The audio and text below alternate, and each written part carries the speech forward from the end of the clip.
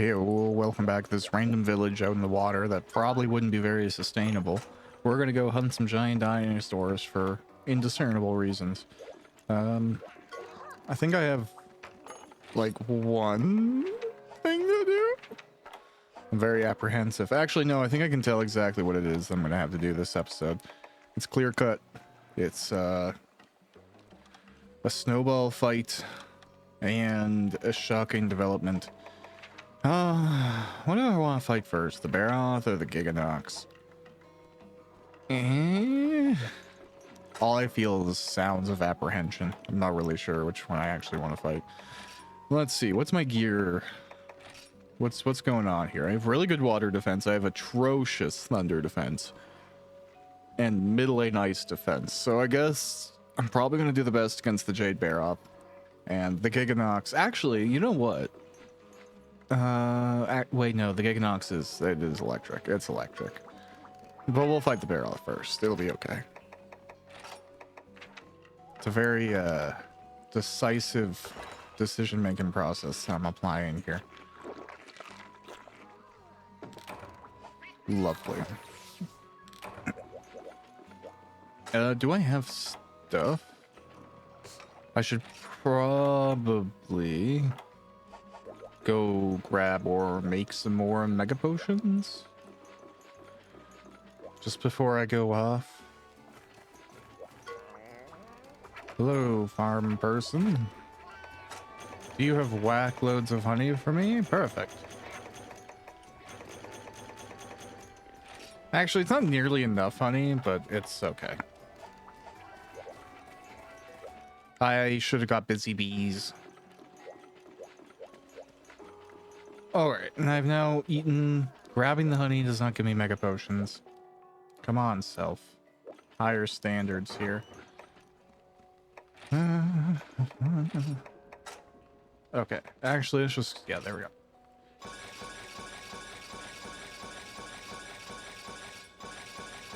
Actually, it's pretty nice. We have like 150 honey. That's solid. I wonder if I'm getting stacks, not individual items. I'm just not noticing that's a stack. Because that's incredibly solid. I did not think I was going to get that much. Okay. Now, I imagine because of the way that this works... Yeah. There we go. Gotta make them and add them to your inventory. Not an automatic process. Sometimes, like, Monster Hunter actually, like, feels a little bit like using, like, SQL or an old OS. Like, you have to do every single step individually. There's usually, like, an independent menu for that thing. There's not a lot of, like, general functions. Like, I've been playing Enshrouded right now.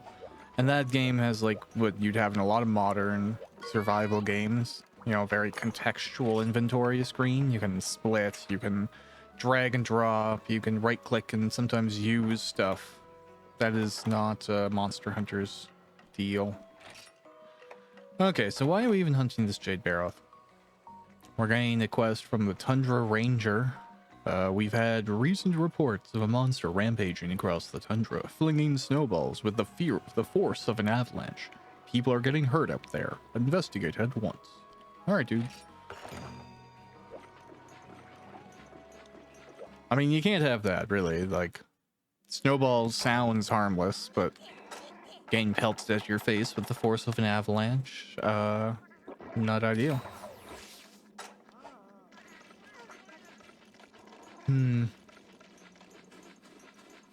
Yeah, we're kind of coming up on the point where, hey, there's our guy. I'm thinking that I might need to get a new set of armor. Oh, damn it. The one paintball I had to go between his legs. Oh, nice. My earplugs are strong enough for this guy. I mean, I think I need a high-grade earplugs, not earrings, to block every single sound. And I have, like, the second best. So there's probably some massive monsters, but I should more or less expect small things to be okay.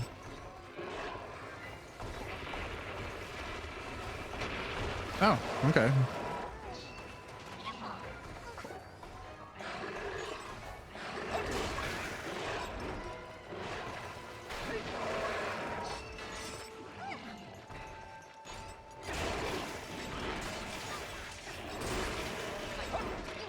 Nice.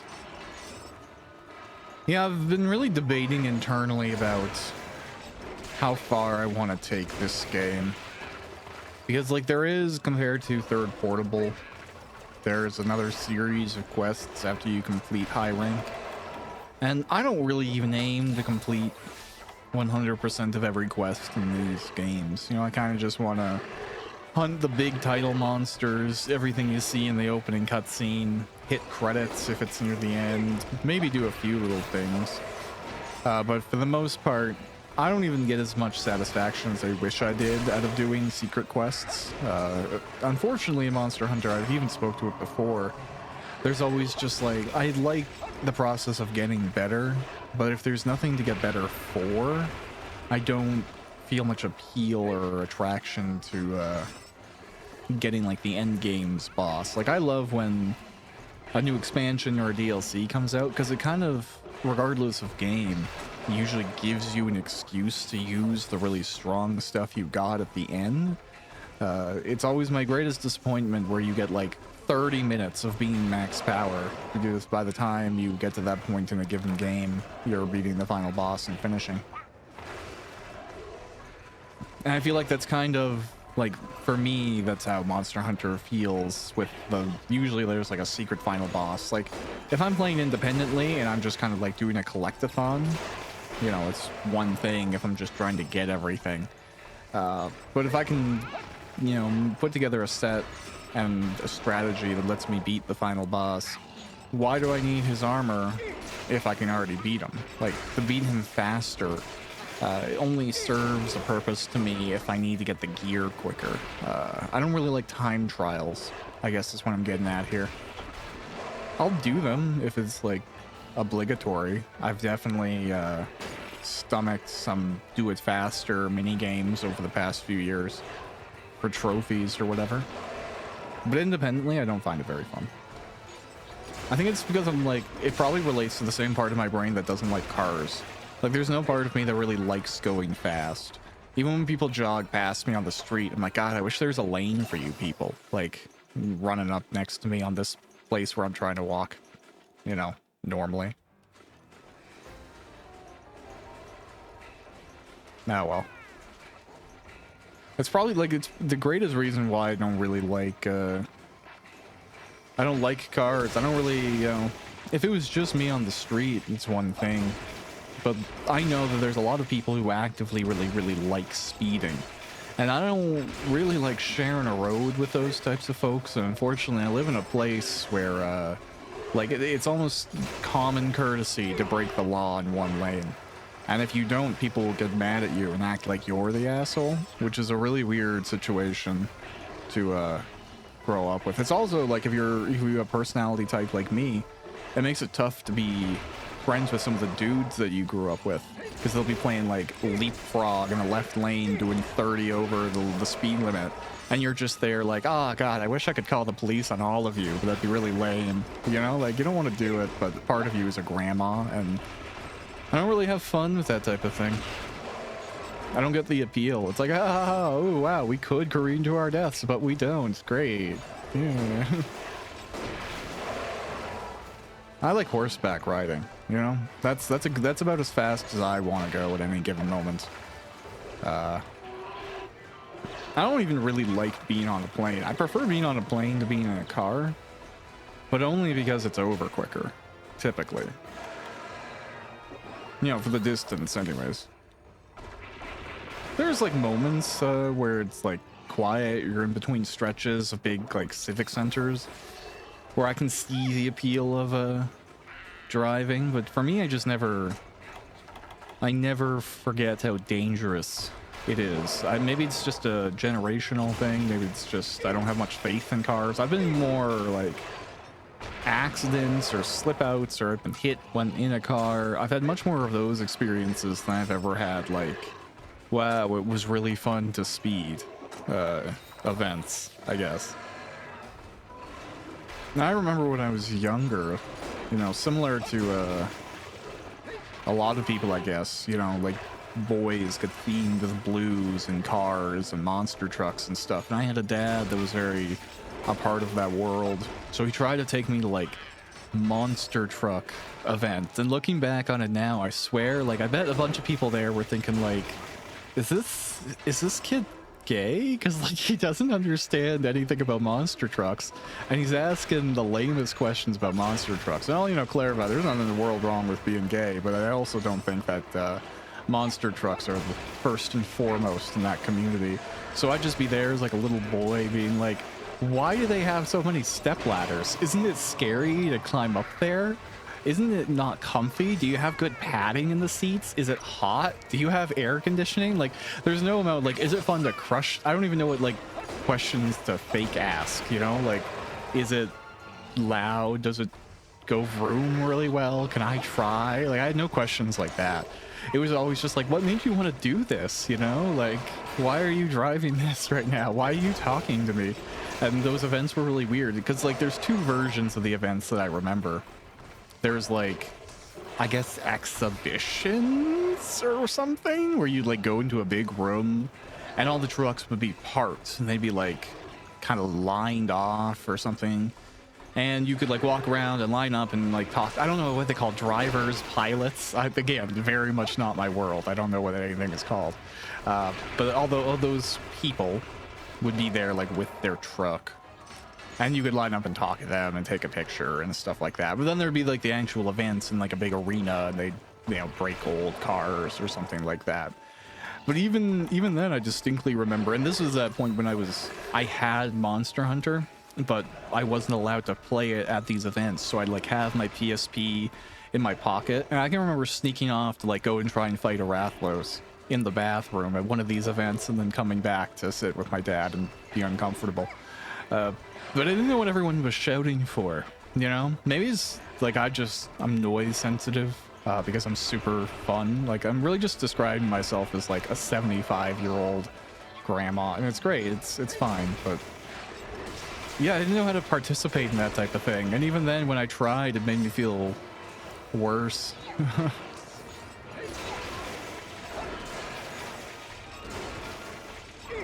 I don't know if anyone else kind of experiences that type of thing. I imagine a lot of people that fall into like, especially if you're into like old Monster Hunter games, you probably have a story or an experience that's similar because you're playing niche random games that your friends don't know, so you're probably weird. You know, sorry to break it to you, you know this though. There's no surprise.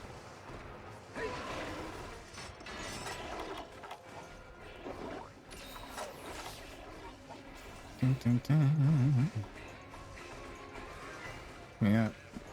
And there's, you know, there's a few different ways we all learn that lesson about ourselves, that like we're a little bit of an outsider, or sometimes we're a little bit pretentious and dorky. You know, like somebody says persona, and then your brain just goes, well, actually it's called, and then, you know, you go ahead and correct them. As soon as you start doing that type of thing, I think a toggle flips in your brain, and you either accept that you are one of these like asterisk push up your glasses and correct people type people, or you don't accept that about yourself, and then you become like one of those cranky dads that says he's an idiot but also can't be wrong in any conversation, will get mad if you try and correct him.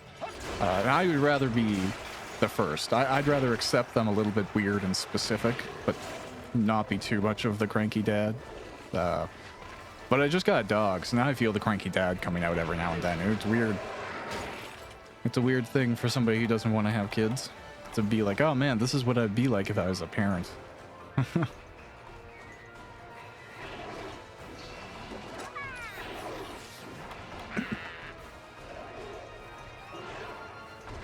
Now, what does that have to do with hunting a jade bear off? Actually everything. If you're missing the subtext, then you're not paying attention. That's on you. Don't look at me.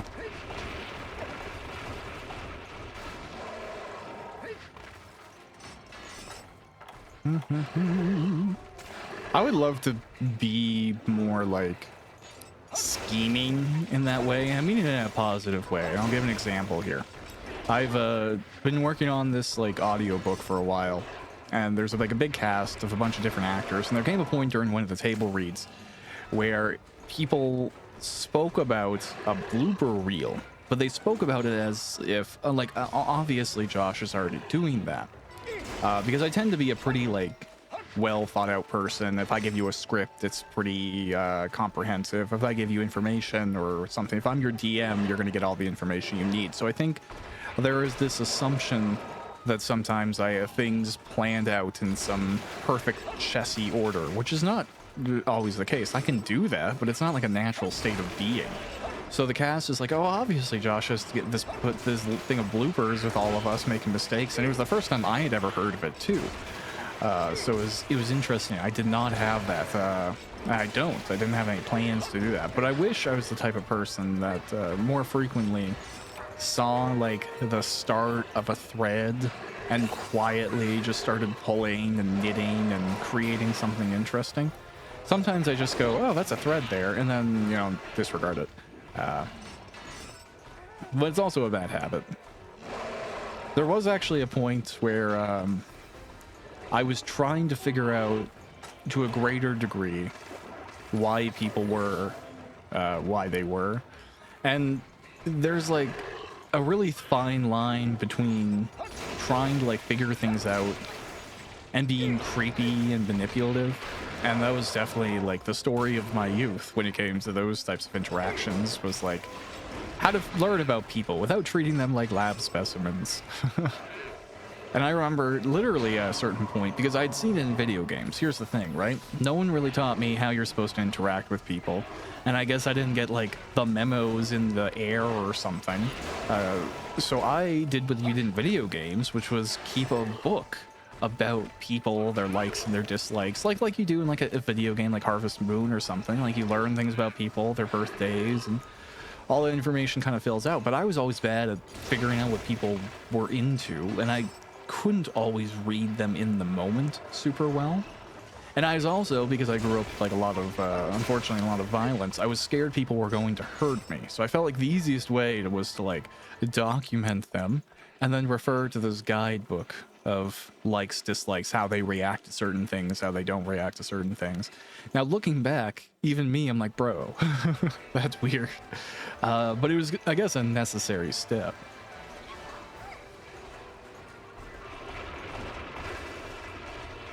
There was definitely even a point where how people reacted to Monster Hunter was a thing, because I was always into a lot more like RPGs and stuff like that, and I felt it was weird because sometimes, I've read around stories of people, they grew up and all of their friends were like playing Final Fantasy VII, for example, when it came out. But it felt like for me, I was the only one of my group of friends that was having these experiences and seeking these things out.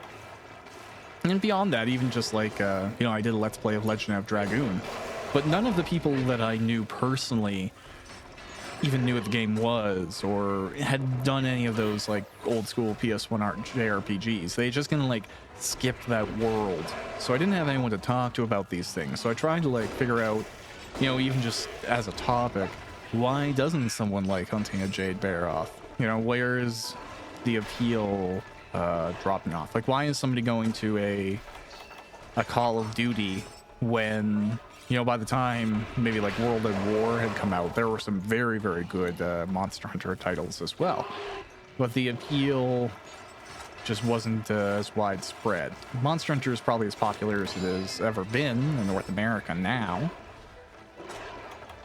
But back then it was definitely more of an outlier title. And then, I think there's a lot of reasons. Even now, I'm probably still interested in like why we're different. I'm reading a book right now that has a arguably not very optimistic explanation for why we're different, and it's like, in summary, because we just are. There's like the book I'm reading right now talks about how we all kind of want to assume on the inside we're fundamentally the same, and then however we view the world, that's a That's a change of expression. That's nurture versus nature. That's you know, something that could be argued into or out of, in a sense. But what I'm reading now is suggesting that, you know, chances are most people aren't like that. Most people are generally unique, but they also have probabilistic dispositions towards one thing over the other. So, you know, your brain's built a certain way, there's just likelihoods that you're going to be a certain way, and there's not that much that you can do about it. There are ways to counter it, but it seems to be, from what I've garnered from this point in the book, that it's just inherently against human nature. It's difficult. Not impossible, but very challenging.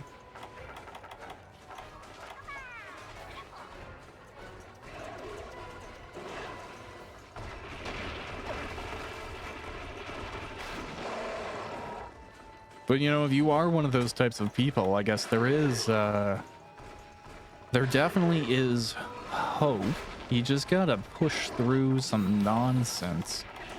Like, I'm in a role now where I had a really funny interview to get the role, because I went into the interview to get the role, and it started off with, so we think you're the best person for this, we want to give it to you. And I was like, okay, well, that's not much of an application process, but great. But they went on, the rest of the interview was basically just like,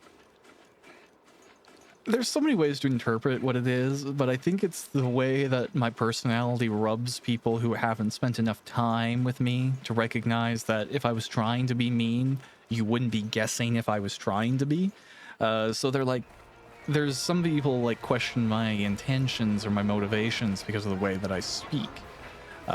And I sometimes just call it resting asshole voice. Like, even if I'm trying to be nice, I can just sound like I'm really critical or mad. It's not intentional. I can be like, I'm really happy right now. And people are like, you sound like you're dying on the inside. It's just how my voice is. And that's okay. But it was very much a process of me being like, no, I'm not a gangster. The reasons that you like me are also the reasons that you don't like me. And like in a work context, that means I'm very critical, but also that means if you're doing something stupid, I will make you aware of it. Because I'm trying to focus on the whole function of something. And I'm not all that bothered by individual feelings or emotions on topics if they don't serve the goal. But that was kind of the thing. It was like, we think you're really good, but can you like be more of a bro? Was effectively the conversation. And I was like, yeah, I can moderate that. But if you're the type of person like I am, sometimes you have to softball stuff. And I think some people will lie and say that like you can learn how to do it. I would say maybe. I think you can learn how to get through it. I don't think you can ever learn to like think that way. It's just, it's not a world that computes, but you can learn to survive it. And I think long term, that's more important. It's probably to your mental health benefit not to submit to something like that, you know?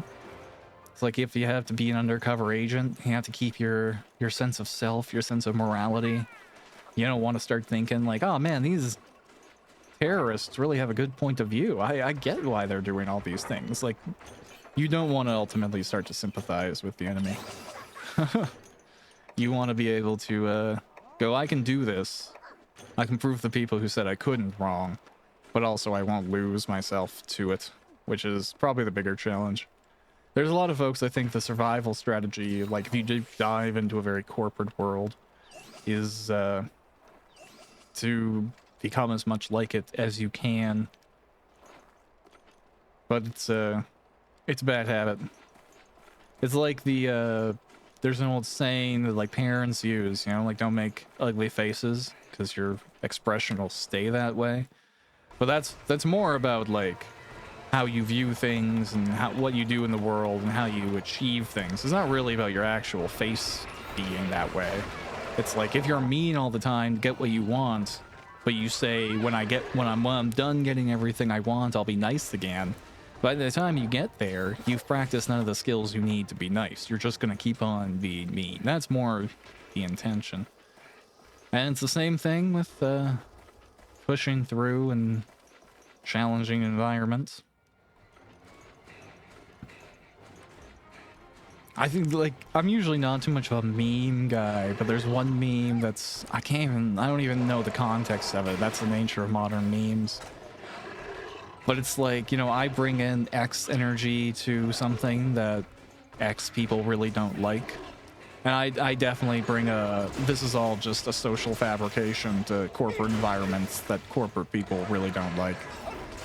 For whatever reason is weird. People really love to live in their trappings, but it's so fabricated in some places that it's like farce, and I feel like the only person who knows it's like supposed to be a comedy show, and that makes it even funnier to me because it's really hard for me to not laugh when people take something really stupid seriously.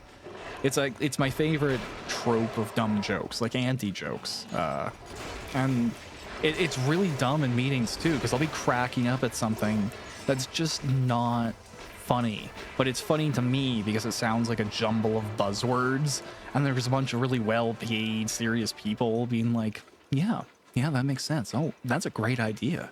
Good idea. We should call this out and circle back to it. And you're just like, oh my god, all you people think this is real? What is going on? And it's like, you just have to practice keeping a straight face, but it's very challenging. And I don't know, credit where credit is due. I don't reveal anything about where I work, and I never will. But the nature of what's been going on, things are going in a good direction, where I feel like the people who make work that way aren't succeeding as much, and the folks who are actually putting forward their best foot and making positive changes are getting the spotlight. So, you know, there's always positive change, but I think with any organization, there's a process of identification and elimination, maybe. And during that process, you can just be like, oh, bro, this person's dad is rich, aren't they? You can tell. Like, there's definitely some moments where you're like, oh, no, they don't actually know what they're talking about, but we have to pretend they do. Uh-oh. And that's actually, it's something I'm really, really bad at. I remember long ago, I was working at long ago now, I guess. I was working at a liquor store, and one of my coworkers, he really liked to have elongated conversations with some of the, like, I guess drunks is the most accurate term. Folks who would be, like, at the liquor store as soon as it opened, and they would be, like, in kind of, like, weird bad state or really needing to get drunk or something like that. And sometimes they'd have really weird conversations, and I would be more of a, like, I'll sell you your thing, okay, bye, have a good rest of your day. But my buddy would talk, and he would have these, like, weird conversations, and he'd answer all these, like, odd questions. And I get the appeal of, like, learning random things, but when I'm at work, I just kind of want to get paid and leave. And he was always more interested in it. And we boiled it down to, I don't suffer fools as well as he does. And I don't mean that they were stupid or bad or whatever it is. You know, addiction is what it is. They were there for whatever reason. But I just mean, like, I don't have any interest in listening to someone talk around in a circle for no real reason with no direction. You know, like I'm doing right now. Ha ha ha. I just don't stomach it in real life very well. But my buddy did. He really liked, like, listening to people say silly things or get into arguments or, like, have those conversations. Even if they achieved nothing, he had enjoyed that, and I don't. But I think that is definitely it comes up in the work environment as well, because I'm really bad at tolerating folks who, like, can't do something outside of the office because most of their work is just being visible and asking other people questions. It's not actually achieving anything themselves. Like, I'm really bad at tolerating that type of thing, because to me it's just like, that's not a teammate. It's not really a colleague. It's just like some person. Some folks give more of a benefit of the doubt, and that is to their benefit. Definitely wish I was better at it. But I've learned how to tune myself. I'm doing okay. I find a lot of exclamation points help, you know? Inherently, if I'm coming off sarcastic, I might as well sound happy about it.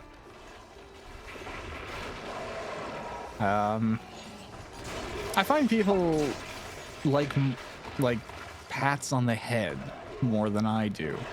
You know, like I don't think this Jade Baroth is particularly hard. I think G rank is kind of hard, but I don't really need anyone going, oh, good for you, you did that. Some people like that a lot more than I do. I kind of find it demeaning, I guess. And I don't understand how other people don't really find it demeaning, especially in a work context. Like if someone's like, "Oh, you did such a good job. Look at you. Did you do that for money? Yes, you did." Like that's how it all sounds to me. But other people really like, you know, these shout outs or these public recognitions or even like little things like they want the pleases and thank yous and the acknowledgments for every moment. And that's really important to them. And while to me it just feels kind of pointless, I've come to peace with the fact that everybody likes different things and wants to be appreciated in different ways. Not everybody is as blunt as me, where it's like, give me money and then go away. So learning to accommodate that is part of the process. Jeez, Jade Baroth has so much else. Although the benefit of doing Let's Plays with Monster Hunter now is like I have an internal timer for how long they should last, but I also have an internal random story count. It's like, oh, this is probably 16 diatribes and an analogy. Is there blood all on this cliff? What the heck is going on here? There's probably some world story as to what's going on here, but that's just a lot of blood on that cliff.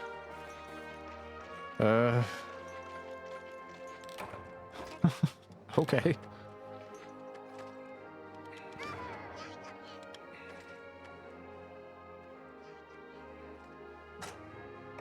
What did we get? Nothing, actually. That was a very sparse Jade Baroth. Almost nothing. Money for doing it, but eh.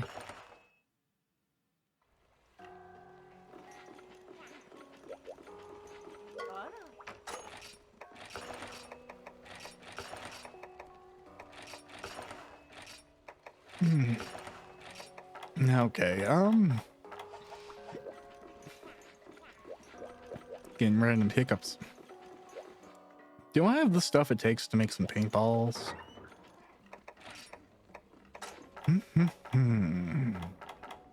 No, God, I really haven't done much of the crafting here.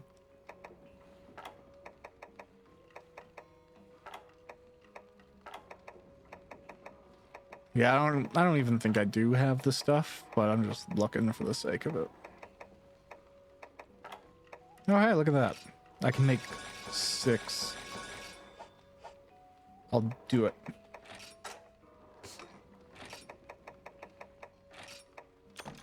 Cool.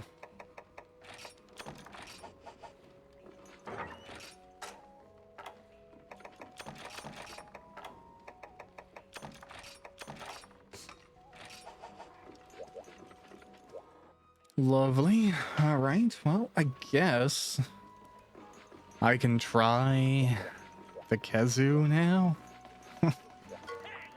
That's not Kazoo. It's a Giganox. I'm thinking the old species. Oh, it's interesting that the Baroth is this low in the build order.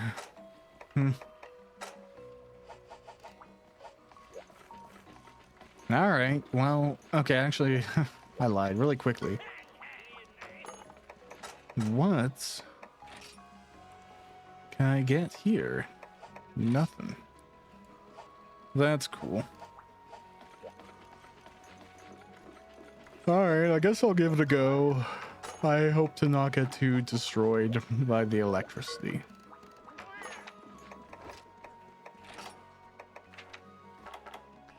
You know what? I'll use a gourmet voucher.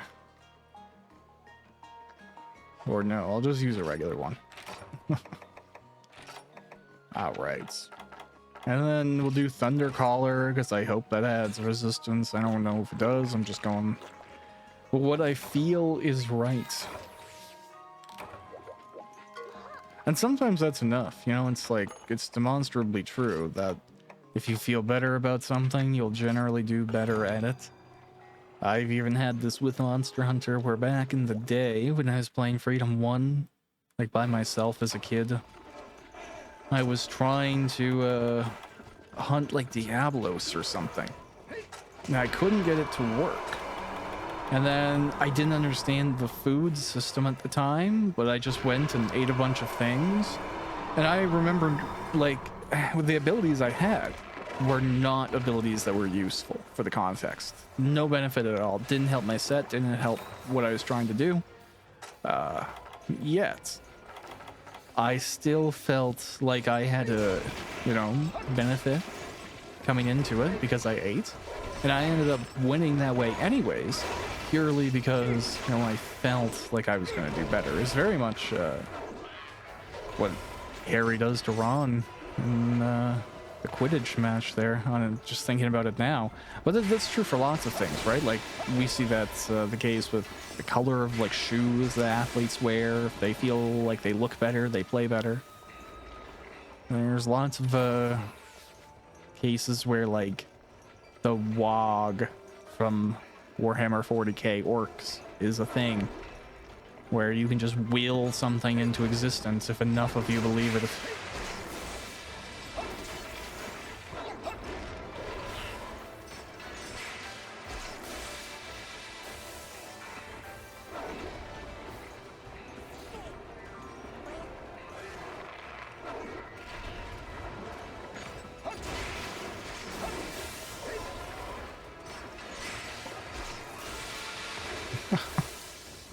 Definitely a lot more dodging this time around than the Jade Baroth. The Jade Baroth I kind of turned off my brain for, if I'm being completely honest. That's probably why he's just talking through it so much. I didn't really need to pay too much attention, just occasionally eat a potion or something, and it worked out.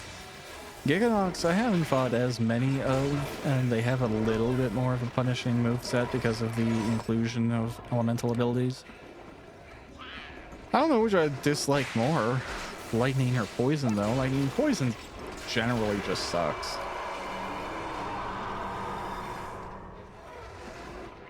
Oh god, is this gonna be some lightning egg? Hey, look, it was. I made the right choice.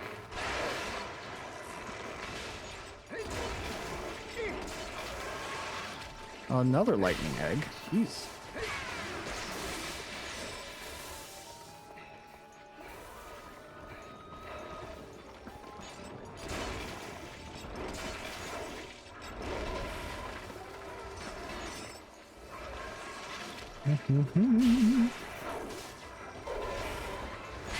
Sounds like my doggo is good enough to go get some water.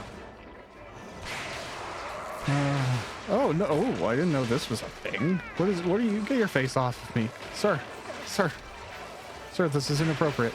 I'm going to file class action against you, sir. Stop. Ugh, that was gross.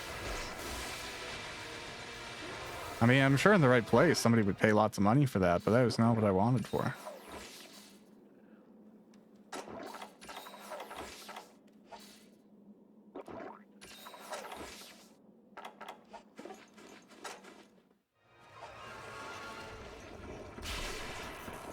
Yeah, I genuinely didn't know that that could happen, which I kind of love. I love when a game that I've played a lot surprises me.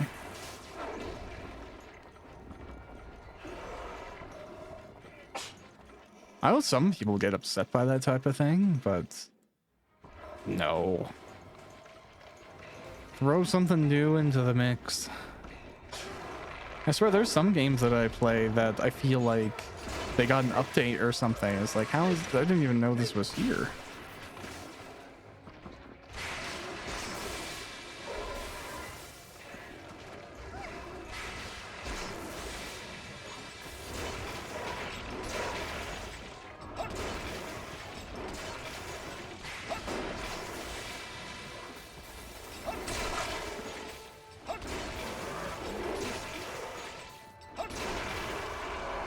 It's funny that this guy has such a loud scream that my earplugs can't do anything about it. I guess. Hey, my earplugs can't do anything about my dog barking either.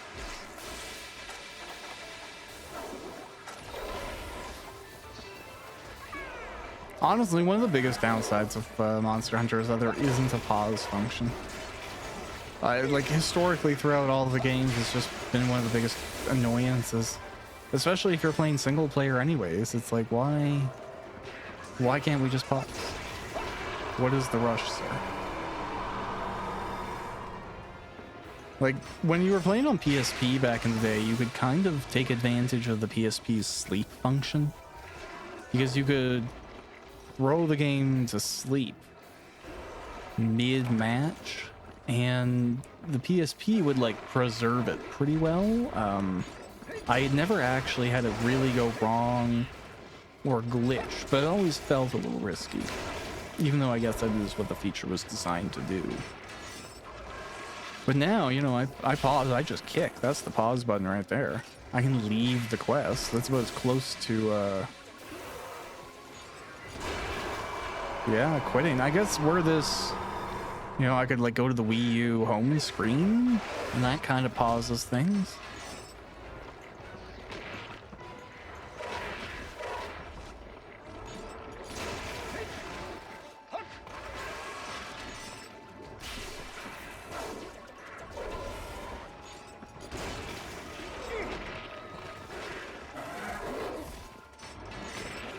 Oh no.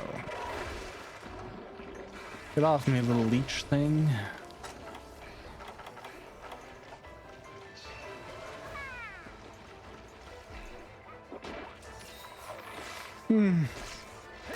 Yeah, only downside of high rank fights. They can drag on a bit. Which makes the no pause button thing even more brutal, if I'm being honest. Like, I don't need it right now, you know, I'm in the middle of a little bit of time off, I'm doing great, but were something to go wrong, I guess you just gotta fail or quit, for the most part.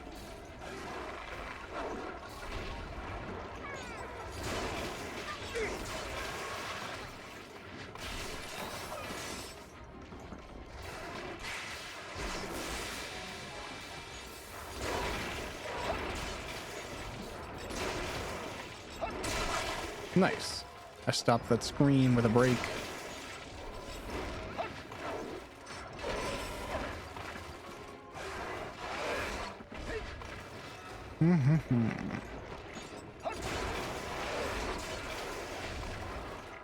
That's when Greatsword always feels really fun.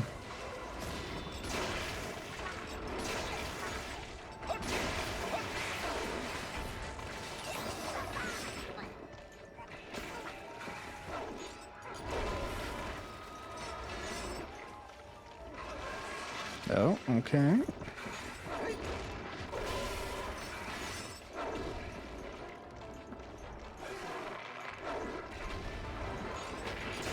There we go. I do like the red that this guy takes on when he's in rage, but oh, that's not good. Didn't deal as much damage as I thought, so maybe that Thunder Caller is actually pretty beneficial. Is she leaving? Sir, we were dueling.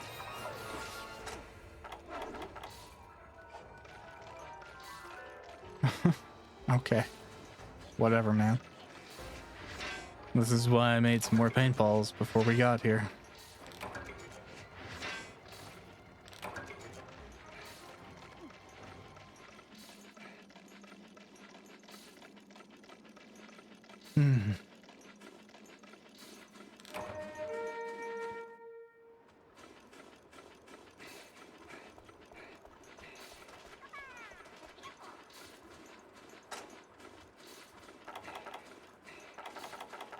I might as well throw a sharpen down.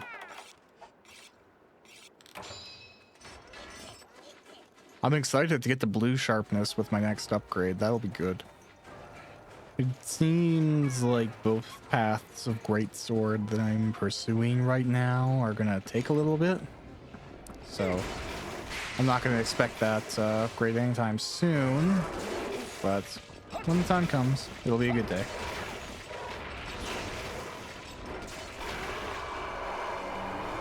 I don't really know. I think like Fusium, I'm guessing I'm gonna be able to get from high rank volcano. That's my guess. I can't really recall off the top of my head, but it would make the most sense, I think. Oh, damn it. This bro is just flopping all over the place.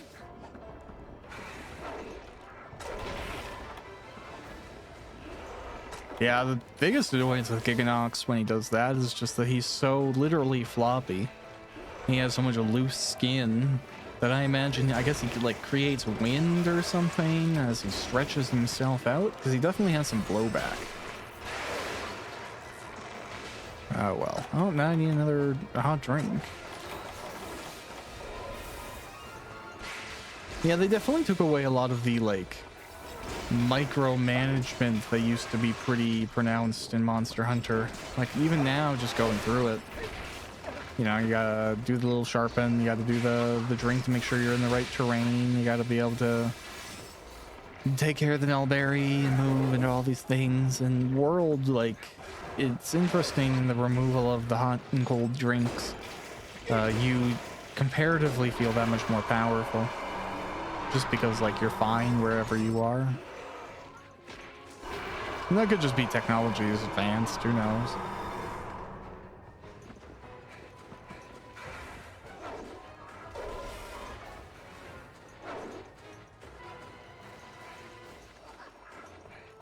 Oh, and I didn't put a paintball in as it wore off. That's okay, we'll trace the shadow. Going over here? That makes sense.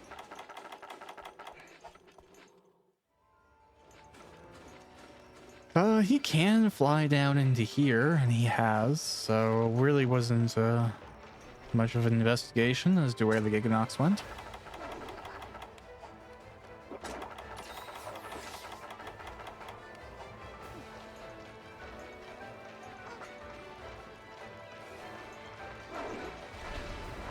Oh.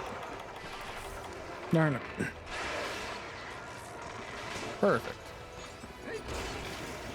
Back on the paintball list.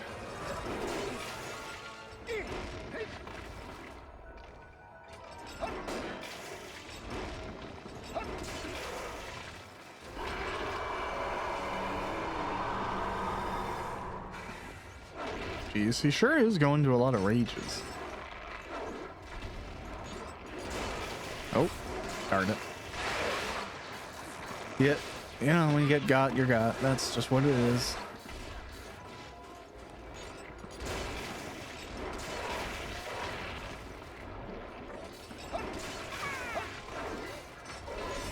That's generally the attitude the Monster Hunter has taught me, actually. I would attribute a lot of my calmness when it comes to dying in video games to Monster Hunter. It's a good teacher for things like Dark Souls and what have you. But in life too, you know, it's okay to get upset. Everyone does, but sometimes stuff breaks and you just gotta be at peace with it, or it doesn't go as well as you could have hoped.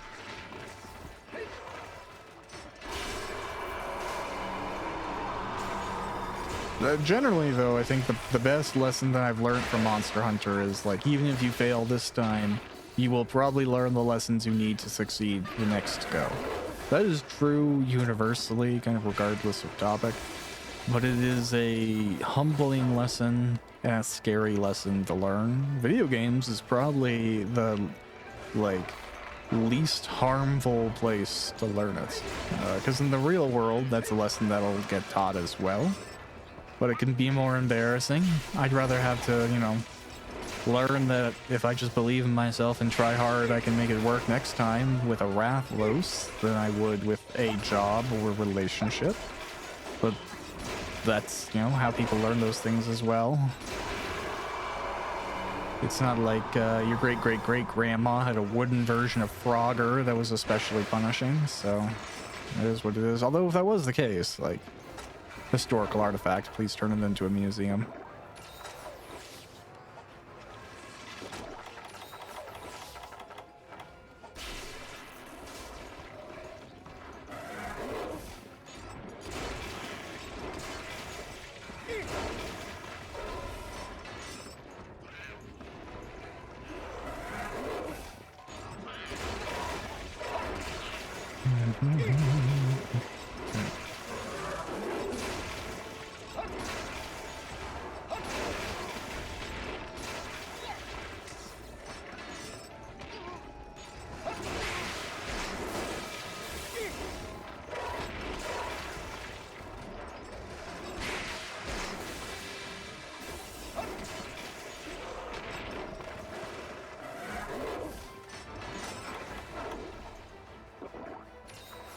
I probably didn't need to use the Mega Potion on that, but whatever. I just wanted to feel Mega, I guess.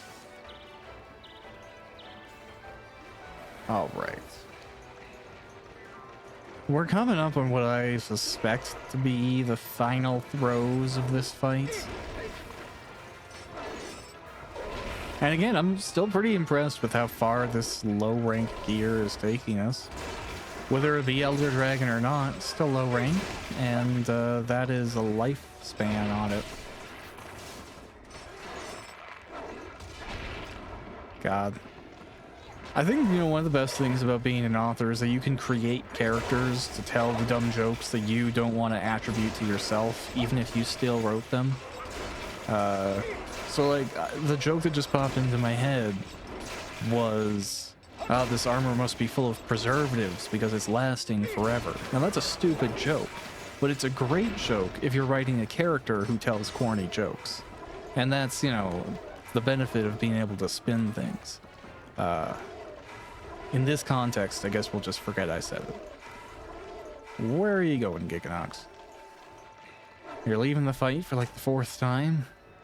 Are you going just to cave over and flying through a complex tunnel system instead of just going through the open passage? Okay. You can tell it is a beast, because that's what a cat would do. I'm not saying it is a cat, but that's cat logic.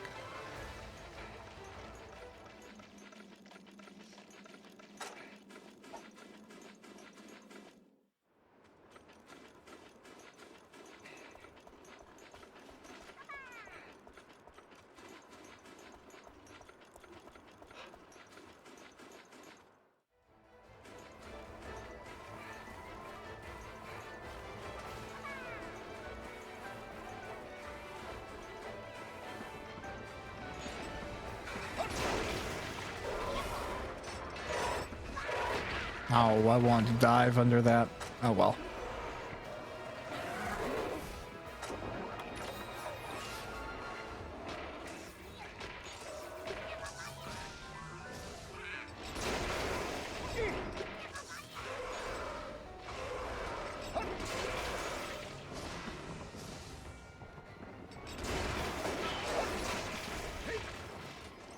Get a few little charges in there.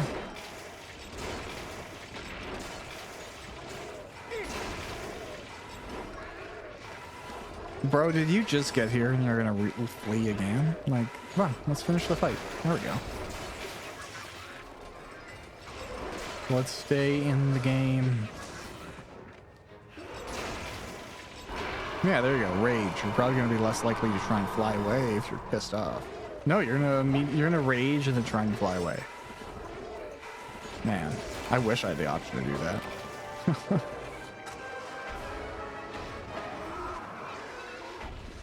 All right, there we go. That's that fight.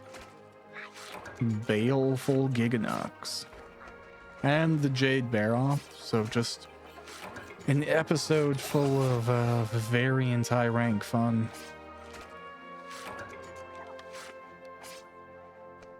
And you know what? Only 54 minutes in so far.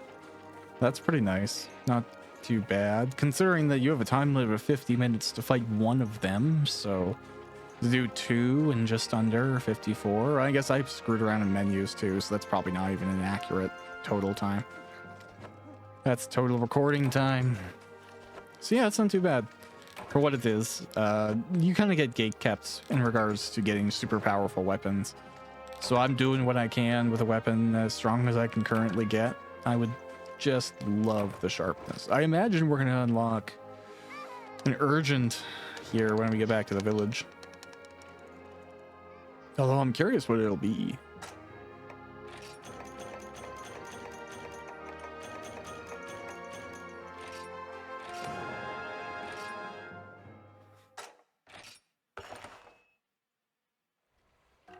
Okay, you have something to talk about? Ah, you hear word on the streets. You have a rendezvous with the Rathlos. Okay, so you want to hunt a Rathlos? Is that what you're telling me, little guy? The greatest discovery of all time. Capcom find Rathlos. Oh, okay. So you're both talking about the same Rathlos. Great.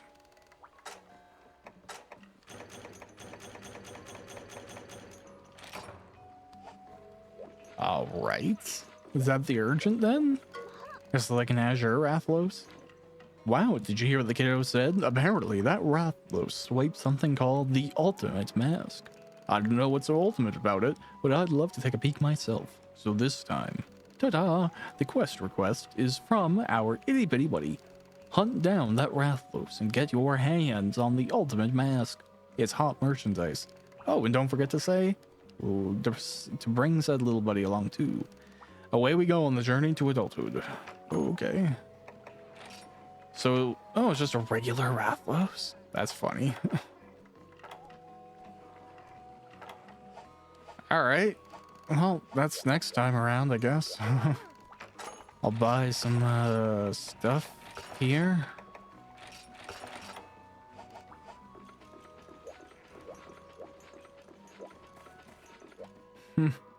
Yeah, I kind of thought it was going to be an Azure, so that's fine. I guess it is what it is, right?